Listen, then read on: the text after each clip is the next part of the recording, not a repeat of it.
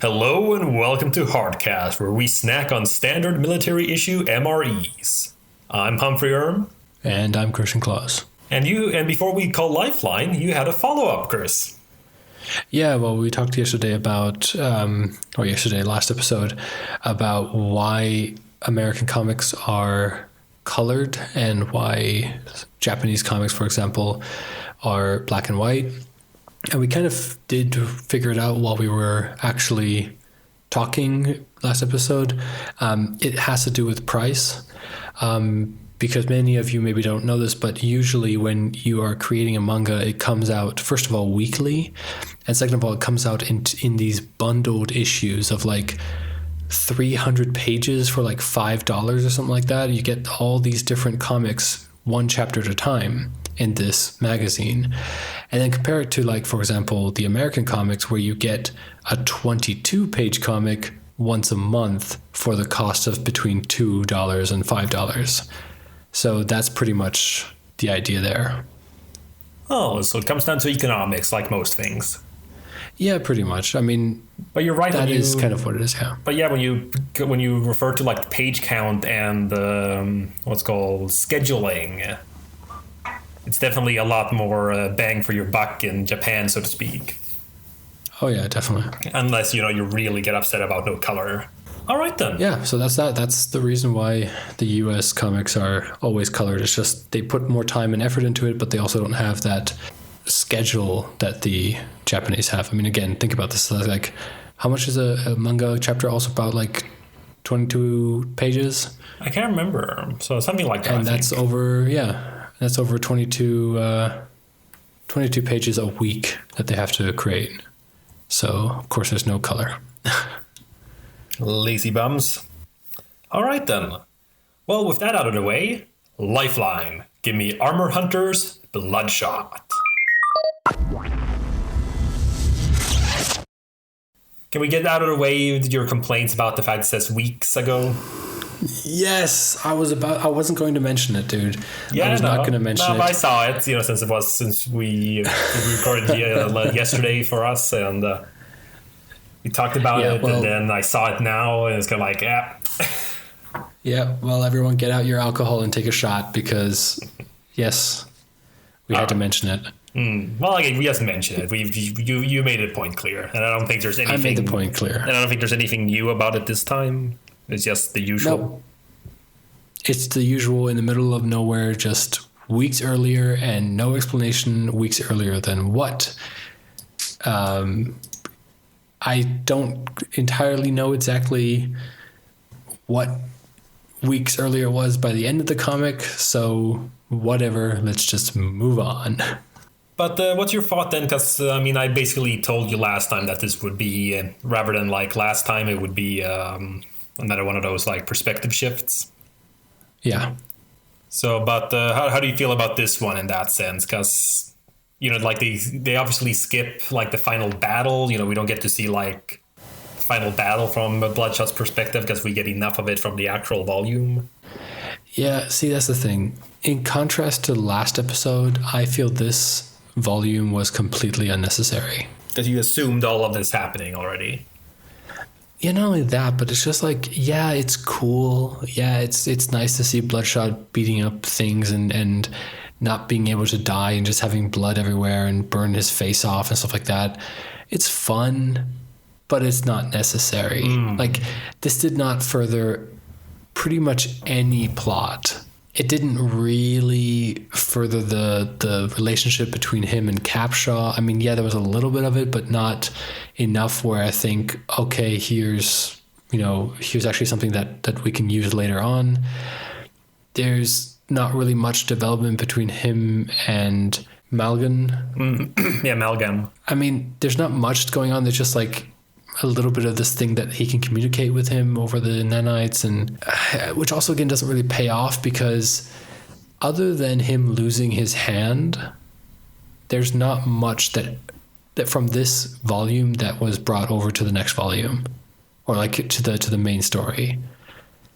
So I find it very hard to find anything in this volume that's important enough to make its own story or volume out of this. Yeah, making a 3-issue arc.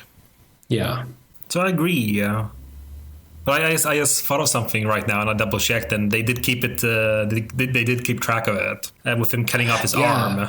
When I saw the arm come off, because I remember last episode when we were reading the last volume, I did see that Malcolm also had his left arm was then or his right arm. Sorry, his right arm was also robotic armor. Armor. Yeah. Yeah. So I kind of thought like, well, when I was looking at it, I was like, well. They must have to like really keep track about what body part has already been, done. But I didn't think about it anymore because, I assumed that I had missed something or whatever. I'm not the kind of person who can then remember exactly what body parts he's had chopped off. So I just assumed that they had it right. But then seeing here that he actually got his arm off, then I was like, oh, okay. So that was probably one of those things where if you go back and look at the issues, you would then think that they had made a mistake, if you see him pre-Bloodshot confrontation and then after. So yeah, I think that's kind of interesting. It's a good thing that they did keep track of it. And that's what we needed this whole arc, Chris, to figure out why his arm was, gone. Of course, because it couldn't have been solved in just a speech bubble like, hey, what happened to his arm? Bloodshot cut it off. So, but then it wouldn't be artistic. So, but yeah, no, definitely. I agree. It's, like you said, it was fun. I mean, I especially love the Columbia scenes because, I don't know, it just has this nice little actiony environment with that, but within a little bit more, I guess, realistic setting if we ignore like Bloodshot himself. Yeah. There's just something cool about, it's kind of like, with the movie Predator, for example. Just something about like a super killer in the jungle, where you can't really see. I mean, it wasn't quite the effect that we had in Unity Volume 3. But, again, just seeing those red eyes and his red spot in the shadows there for that one panel. Oh, yeah. Again, that's the thing I gotta, because just in general with Valiant, because that has to be one of the hardest things within like making like not just a superhero but a superhero universe. Very hard to make characters distinct. Like, I mean, I just think of like obviously we have the heavy hitters from DC and Marvel, that all have very good costumes. Yeah. So, but even within theirs, there are some characters who kind of blend in with each other in some form or other. Again, not the famous ones, but when you see like any big crossover, they'll always get out the C-listers. You have some that are kind of like, eh. But I gotta say, overall, with the ones they've had so far, and because of their smaller scale, if we ignore like all the like cannon fodder like harbingers or like psyops. Yeah. Everyone has a very nice, distinct design. And like. Yeah, but that's again this thing that Valiant is so small, they have the chance to do that. I mean, think about how many superheroes Marvel and DC have. It's hard to then constantly do something original, I mean, even within the same universe, they have some copies. I mean, what was it like? Plastic Man and Elastic Man or something like that. Elongated Man, yeah. Yeah. I mean, basically the same guy in the same universe. I mean, I can understand like you have your Namor and your Aquaman. You have, I don't know, your Superman and your. Yeah, that's what I mean. That's two different companies. So that's why that works. Because you're like, okay, well, this is their aquatic character and this is their aquatic character. But if you have in the same universe, you have two characters that are like rubbery elastic people, it's bound to happen when you have so many. But in Valiant you have such an overview of all the characters in the universe. You can just be like, all right, well, here's how I'm going to design this character to make him differentiate himself from others. So I think it's much easier with Valiant, much easier. Oh, definitely. And again, because they have these often in a sense sort of simple or like designs in a sense, they're very easy to just like tell. I don't know. Yeah, that's what it struck me when I saw how easy it was to see that it was him. Like besides the context of this story, we already saw him. But just like, yeah, that's very easy. We can't mistake him even if we switch artists. But yeah, no, I like those scenes a lot, even though like that's one thing they like having a flashback would be one thing they could try to add more to him. But all it really did, and again, I liked it, but all it really did was give him a moment to kind of humanize him a bit.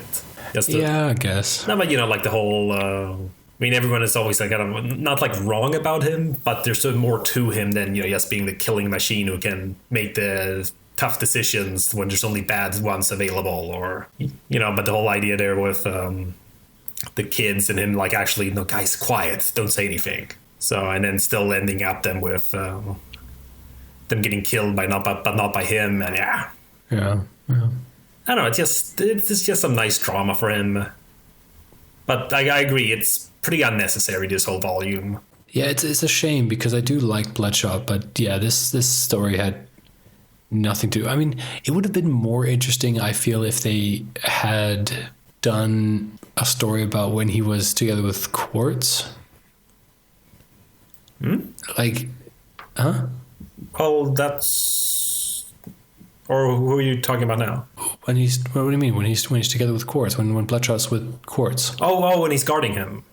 Yeah. Oh, okay. Sorry. No, I was thinking because we're past that in that sense. From the story. Yeah, that's here, what I mean. Is that maybe you could have the battle with Lilith in the beginning. That's fine, and then maybe jump to just like they did in the last issue where they jump, or the last volume where they had a little bit of the backstory, like pre the whole crossover, and then kind of a little bit after it. I just think it would be much more of an interesting story if we see the battle with Lilith, and then we can have a chapter or two or an issue or two where he's then guarding Quartz, and we can maybe get a little bit more backstory from Quartz, because I don't know, if the two of them are alone in this prison, maybe they start talking, maybe they start sharing war stories, maybe they start bonding or something like that, you know what I mean? Now that sounds nice, because all we got from Quartz was from last volume.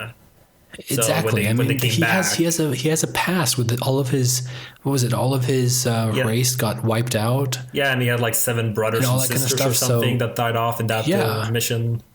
Yeah. So yeah, no, exactly. It's no, but I agree. That would be something interesting. I mean, again, unnecessary, but it would give something more, because Quartz and Helix are definitely the ones that got the least kind of like development. Yeah. And it's fine in that sense. You don't have to have every character spill out their entire biography.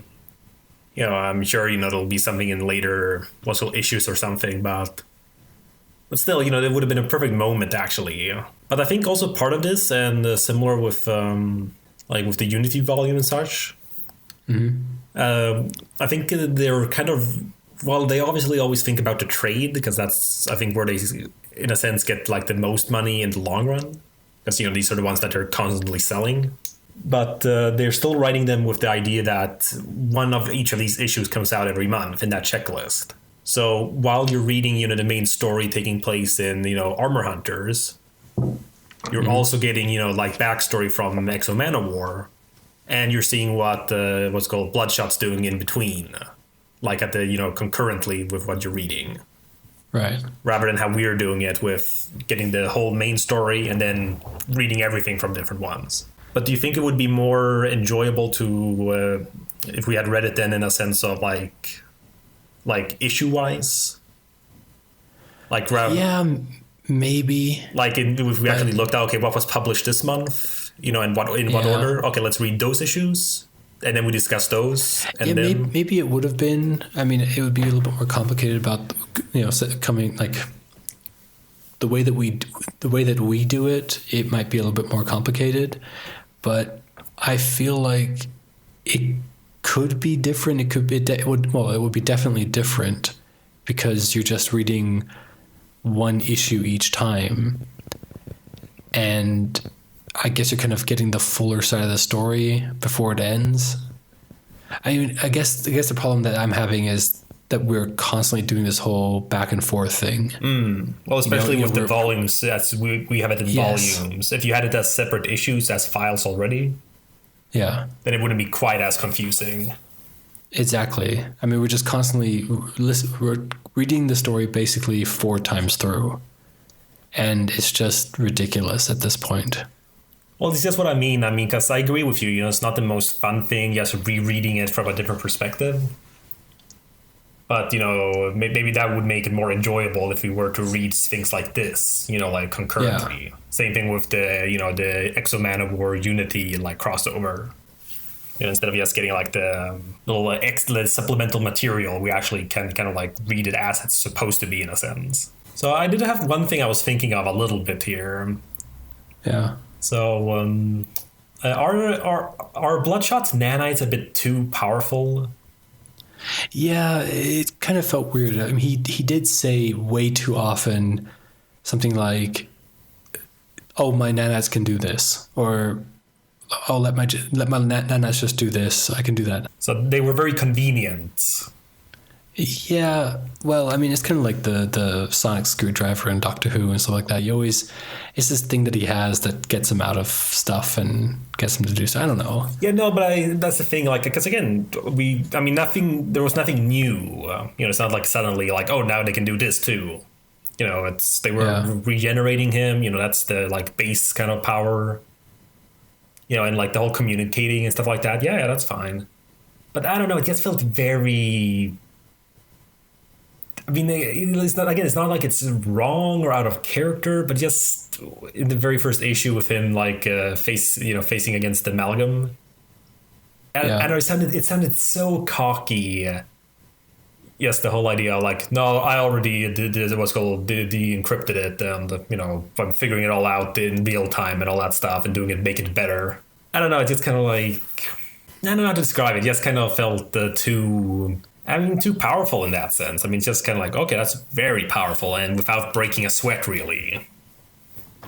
Exactly. It was just so quick to be like, oh, no, my nanas can do this. Don't worry. I can do that. And I guess in some way, it kind of, I mean, obviously Livewire is even more powerful than him, like in terms of her power set. Yeah, which is weird that why does he need Livewire, though, then? Like the whole thing with the explosion at the end, or that fire thing that destroyed Lilith in the end. Why did he need Livewire to do that? Why did he shout Livewire now? Because couldn't he have just used his nanites like he's been using the entire comic otherwise? The way I see that, I think it's more it's more about proximity. Yeah, I guess. Like, I think he'd actually, like, obviously nanites by their name are too small for us to see. But I think they have to be somewhat close, like... yeah, but that's exactly the thing. I mean, we had a whole issue where the nanites infiltrated an area. Well, yeah, but that was because he planted, like, you know, he had, like, his blood inside of her bloodstream. Yeah, but I mean, he's inside the compound. So for someone as tactical as Bloodshot is, wouldn't he just spread out his nanites anyway? I mean, that would be like the first thing that I would do if I was going into an area that was full of people who, like if I was going to be in a place where I'm sure to be attacked, or there was going to be an attack or whatever, I would immediately, first thing do, just spread my nanites everywhere so I have control of the situation. It feels kind of obvious to me. Yeah, but I'm thinking, because again, this was like we discussed before about Bloodshot, and like I think a big part of his appeal, you know, being the fact that he actually has a resource like management that he has to consider, you know, the proteins. And true. And I think the idea here is similar, that, you know, yes, he can do things, but it takes a strain on him. So yeah, I did forget about that. Because again, it's hard to forget, or it's easy to forget that, you know, because he is so all powerful. I mean, literally the only thing, like when he gets pretty much killed, 3 or 4 times in this, and all that happens is Capshaw throws him a protein bar. You know what I mean? So it kind of feels like he doesn't actually have a weakness, because they're not really playing to it. They're just like, oh, you're hurt. Here, have a sensu bean. Because that's pretty much what it is. He's just eating a sensu bean and then just going back to power. It's just like, all right, I'm back. Let's kick some more ass. No, I can see that. I agree with that. So, but yeah, those things are, I don't know. I mean, because again, you know, the whole, I mean, it's just like with any kind of like with the other superhero worlds, when you have like you were saying with Plastic Man and Elongated Man, when you have characters with similar or like shared kind of powers in a sense. Because I didn't really think of it too much, because that's even though he uses it a lot, it's not the main thing I think about with Bloodshot, like technology manipulation. Yeah, I don't think that either. I mean, again, I like that it's part of him because it makes sense anyways. But, that's Livewire's domain. Mm-hmm. So, and obviously that's what also makes them kind of an interesting duo in that sense, from the Unity volume we had. That's the whole idea that she could track him down because of them. And, that makes sense. Yeah. As well as... I think I would like it. I would like it more if Bloodshot's nanites were literally just like a biological nanite, that they were only programmed for biology, pretty much, so that he couldn't manipulate technology. It just feels like the added kind of thing that you'd have in a children's game, where it's like, no, but I had a cape of invincibility. Yeah, I see what you mean. It's you already have a cool power, but now you want some more. Yeah, so I think the self-healing thing is already a pretty huge deal, and especially because they have Livewire, like you said, that's her thing. And yeah, she's more powerful than Bloodshot, but I feel like the nanites should be just him. Like, I don't know. Maybe it would be kind of weird to give them like a personality, just like they did with the kid in the earlier volume. But just this idea that maybe they just don't want to do what Bloodshot tells them to do. They're like, no, our main mission is to keep you healthy. So if you are ever in any kind of pain, we are going to come back from whatever technological mission you send us on to heal you, because that is our prime directive. That I think would be interesting, because they're going to be like, all right, I want them to do something technological. I can't get hurt now.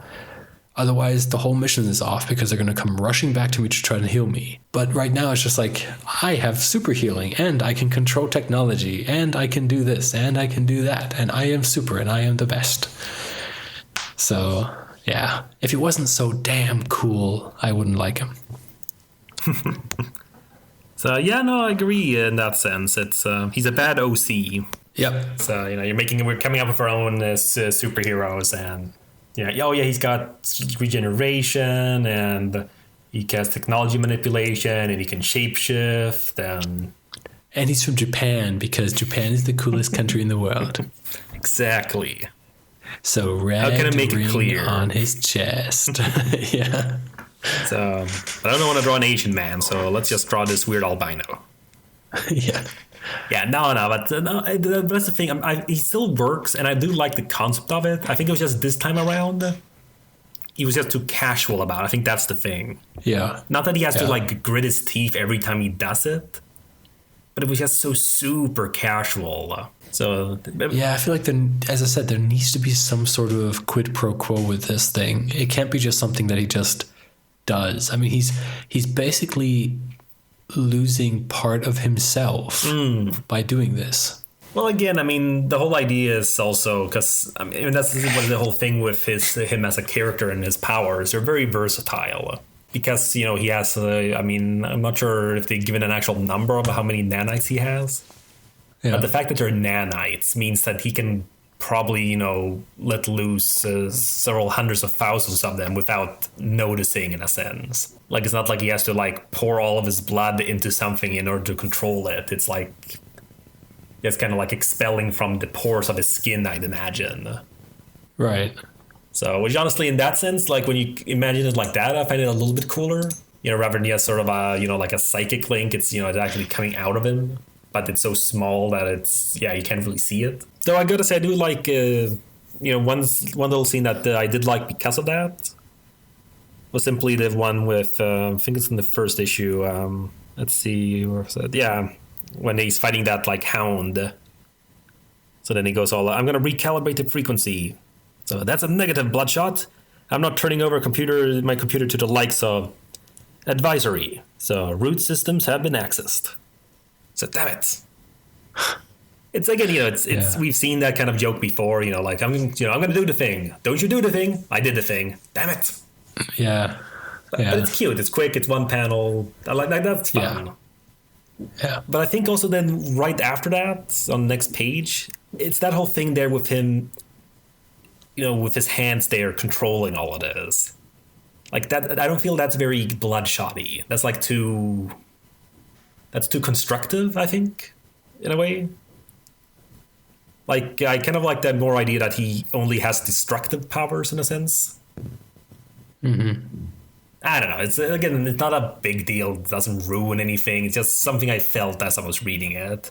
So, but what's your thoughts then on, because we had a similar issue here now as with Unity Volume 2.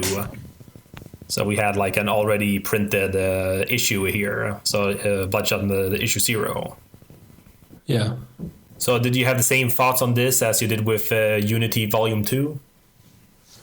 Well, I mean, I didn't read it. Yeah, no, but I mean in terms of, because Unity Volume 2 had that issue of Exo Manowar to fill it out. Oh, you mean like that? Yeah. Well, it's just one of those things again. Like, I mean, we know you know my thoughts on this kind of stuff. I mean, it hasn't changed much since Unity Volume 2. I just feel like there's so much stuff that you could fill this with, and seeing that the whole volume was kind of unnecessary, especially adding this last volume or this last issue, the number 0 again. I was just like, okay, come on. This isn't really that necessary. But yeah, I mean, they know what they're doing. If they don't want to, maybe they just didn't have. I don't know what it is. We can't know what it is until if we ever talk to someone from Valiant, we will never know what their decision process making is. So whatever, it happened. If you want to know what my thoughts to something like this is, go re-listen to episode whatever, Unity Volume 2. So, yeah, no, exactly. Yeah. So, but I think in this case, it feels a little better, I feel. Because, How so? Well, again, I mean, obviously I would prefer something more original instead of this. But because this is like a tie-in, because this isn't the Bloodshot series, this is Armor Hunter's Bloodshot.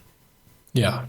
And the way I see it for like as a volume like this, I'd like to see this more as a like promotional piece in terms of like if maybe there's a new reader who got into it because of Armor Hunters, maybe they really liked the Armor Hunters like main story and then like wanted to have all these other stuff. This would kind of give them a quick kind of understanding of the character, kind of like, okay. Again, it's not, I'd still prefer something else, but it doesn't feel quite as cheap because in Unity Volume 2, it really felt like, because it was relatively early in the run as well, and it just kind of felt, okay, we got to put something in there. What about the first appearance of Ninjak? I mean, that's kind of related, right? Yeah, no, you make a good point that it does make more sense to have Bloodshot number 0 in this issue than it did in Unity Volume 2 having Exo Manowar number 0. So number I understand 5. That, yeah. Or number 5, sorry, number 5. But yeah, so yeah, it makes more sense.